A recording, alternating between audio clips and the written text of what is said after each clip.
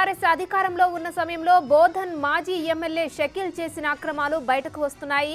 షకీల్ కు చెందిన రహీల్, రాజ్, అమీర్, దాన్విక్ అనే నలుగురు రైస్ మిల్లులకు పౌర సరఫరాల శాఖ ద్వారా 50,000 మెట్రిక్ టన్నుల ధాన్యం ఇచ్చారు. ఇందుకు గాను 35,000 మెట్రిక్ టన్నుల బియ్యం సీఎంఆర్ కింద తిరిగి పౌర సరఫరాల శాఖకు ఇవ్వాల్సి ఉంది. అయితే కేవలం 5,000 మెట్రిక్ టన్నుల బియ్యం మాత్రమే తిరిగి ఇచ్చారు. ఇక మిగిలిన ధాన్యాన్ని మిల్లింగ్ చేసి ఇవ్వడం తనకు సాధ్యం కాదని షకీల్ చెప్పారు. ఈ నేపథ్యంలో మిగిలిన ధాన్యాన్ని ఏఆర్ ఇండస్ట్రీస్, ఆర్కమ్ industries, Abdul I industries, FAFS industries అనే మరో 4 మిల్లులకు కేటాయించినట్లు చూపించారు. ఇందుకు సంబంధించి ధాన్యం తమ మిల్లులకు బదిలీ అయినట్లు ఆ 4 మిల్లులకు చెందిన యజమానులు లిఖితపూర్వకంగా రాసిచ్చారు.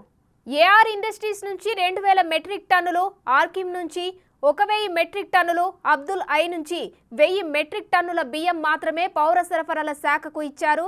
ఎఫ్ఏఎఫ్ ఇండస్ట్రీస్ నుంచి ఒక్క గింజ కూడా ఇవ్వలేదు. మిగిలిన 26,000 మెట్రిక్ టన్నుల బియ్యం ఇవ్వాలని పౌర సరఫరాల శాఖ అధికారులు అడగగా షకీల్ మిల్లుల నుంచి తమకు ధాన్యం రాలేదని చెబుతున్నారు. మాజీ ఎమ్మెల్యే షకీల్ ఒత్తిడితోనే ధాన్యం బదిలీ అయినట్లు తాము రాసిచ్చామని మిల్లర్లు చెబుతున్నారు.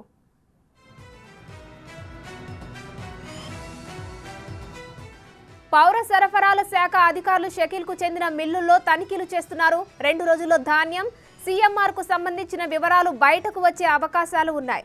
పౌర సరఫరాల శాఖకు ఇవ్వాల్సిన సీఎంఆర్ బియ్యం విలువ సుమారు 60 కోట్లుగా ఉంది. సీఎంఆర్ ఇవ్వనందుకు గాను పౌర సరఫరాల శాఖ ఇప్పటికే షకీల్ కు చెందిన మిల్లులకు 10 కోట్లు జరిమానా విధించారు. ఈ జరిమానాను కూడా షకీల్ చెల్లించలేదు.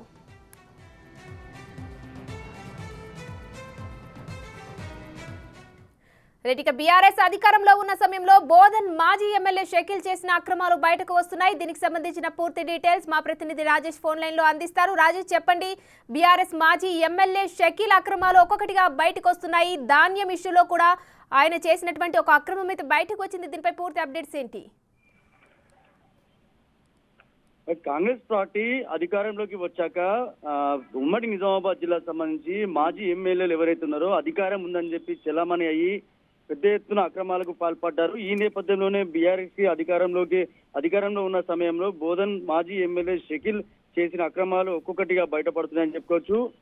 మనకేమవుతుంది, మనల్ని ఎవరు అని అడిగేది అన్న కోణంలో ఇప్పటి వరకు అదే ధీమాతో ధాన్యం మిల్లులకు సంబంధించి మాఫియాగా మార్చేసిన వ్యవహారం వెలుగులోకి వచ్చిందని చెప్పుకోవచ్చు. వివరాల్లోకి వెళ్తే బోధన్లోని మాజీ ఎమ్మెల్యే షకీల్ కి చెందిన రహీల్, అలాగే రాజ్, అమీర్, దాన్విక్ అనే 4 రైస్ మిల్లులకు సంబంధించి 2021-22కు సంబంధించి, అలాగే యాసంగి పంటకు సంబంధించి 2023, 2022-23 వానాకాల సీజన్ కు సంబంధించి పౌర సరఫరాల శాఖ ద్వారా 50,000 మెట్రిక్ టన్నుల ధాన్యం షకీల్ మిల్లులకు ఇవ్వడం జరిగింది.